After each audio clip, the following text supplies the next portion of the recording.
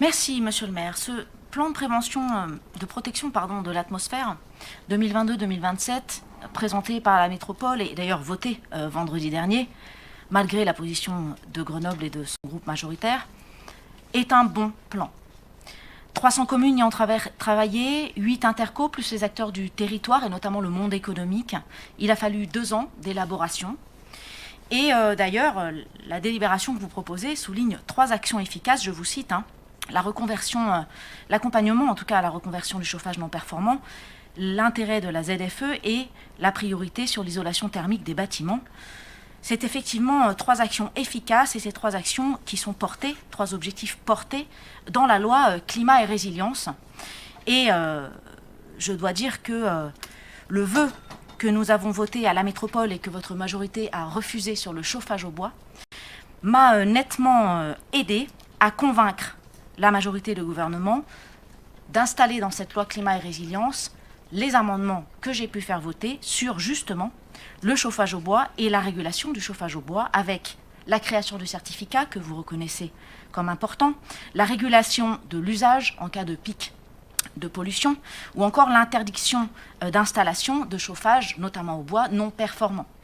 Et donc je prends par là que vous louez notre travail et mon travail tout particulièrement, alors même que vous aviez refusé le vœu en son temps qui portait tous ces amendements qui aujourd'hui vous servent d'argument dans votre délibération. C'est quand même assez fort de café, mais tant mieux si vous le reconnaissez, parce que je reste convaincue, hier comme aujourd'hui, que c'est fondamental.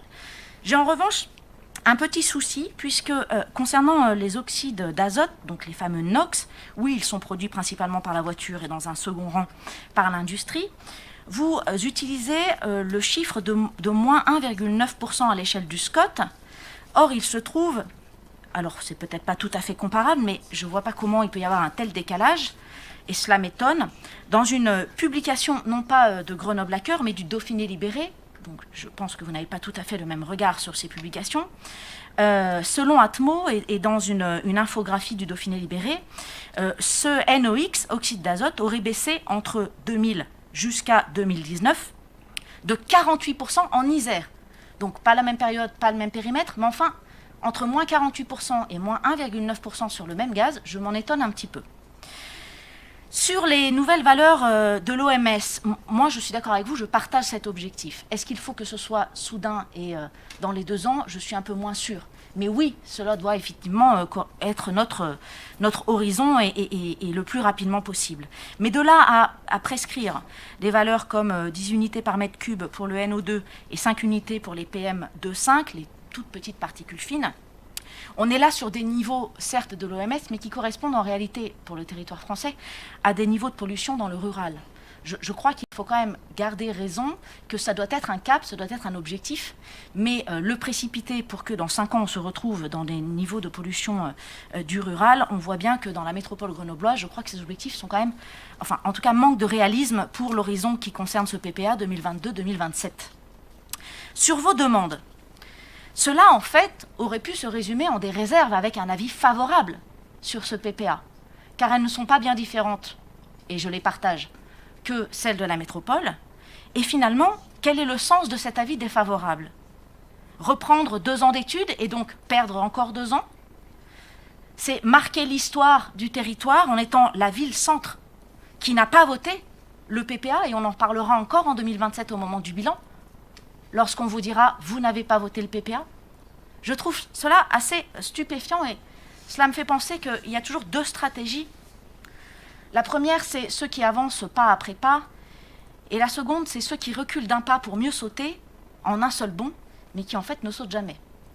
Et évidemment, vous y penserez tout naturellement comme moi, cela me fait penser à la fable de La Fontaine, que l'on pourrait par exemple lire à l'occasion d'un petit déjeuner gratuit dans les écoles de Grenoble, sur la fable du lièvre et de la tortue. Alors je ne vais pas vous la lire intégralement, bien évidemment, vous la connaissez tous. Qui commence ainsi: rien ne sert de courir, il faut partir à point. Autre extrait: notre lièvre n'a que 4 pas à faire. Donc, vous le dites que vous n'avez que 4 pas à faire. Et il laisse la tortue aller son train, à son rythme. D'ailleurs, petit poke, c'est comme ça qu'on dit aujourd'hui, à nos amis sénateurs, puisque La Fontaine dit « Il laisse la tortue aller son train de sénateur ». Je pense à mes amis sénateurs. Et finalement, le lièvre partit comme un trait, mais la tortue arriva la première. De quoi vous sert votre vitesse? Et finalement, vous êtes en train de louper simplement et le départ et le train qui avance, lui. Alors sur le fond, eh bien écoutez, sur le RER, puisque ça fait partie de vos arguments, notre groupe vous proposera tout à l'heure à proposer au conseil municipal un vœu pour accélérer, donc j'espère qu'il retiendra toute votre attention. Sur la voie réservée au covoiturage, écoutez, Grenoble et la métropole a eu l'expérimentation de l'État. Aujourd'hui, il y a une approbation de ce financement, donc c'est déjà financé. Sur la pratique cyclable, il y a eu en France, durant ce mandat, le premier plan vélo de France. Avant, il n'y en avait jamais eu. 350 millions sur 7 ans, qui vient d'être augmenté de 100 millions pendant la période Covid 2020. Et l'étude très intéressante de mon collègue député Guillaume Gouffiéchat sur les enjeux du vélo. Donc nous avançons là aussi. Je comprends mal vos réticences au point de mettre un avis défavorable. Et enfin, sur la ZFE, bon, le contrôle automatique, mon collègue l'a dit tout à l'heure, je trouve ça quand même rigolo que soudainement les caméras deviennent pertinentes. L'accompagnement au renouvellement des moteurs. Eh bien, au-delà des dispositifs métropolitains, il y a aussi une prise en charge par l'État de 7 000 € par véhicule. Donc, nous sommes au rendez-vous. Et puis, toujours en matière de moteur, le plan de relance va financer, en tout cas vous avez déposé les dossiers, votre renouvellement de parc automobile.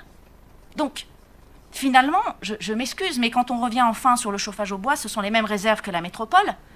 Je ne comprends donc pas en quoi les arguments que vous apportez, qui vont trop vite au point de ne pas y arriver, au point de ne pas prendre le train qui part, eh bien, vous portez un avis défavorable à ce PPA. Je ne comprends pas comment vous acceptez que l'histoire retienne que la ville de Grenoble a voté contre le PPA.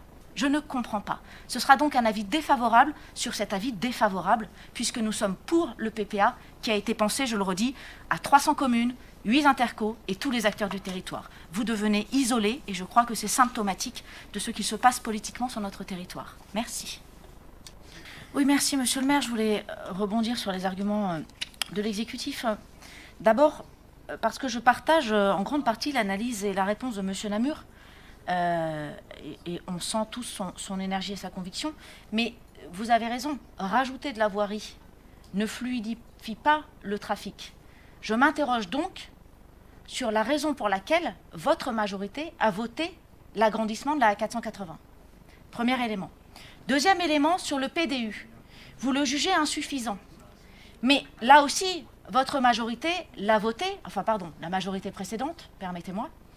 Et je rappelle que ce fameux PDU et tout ce qui n'a pas été mis en œuvre ou qui a été insatisfaisant, qui a présidé le SMAG.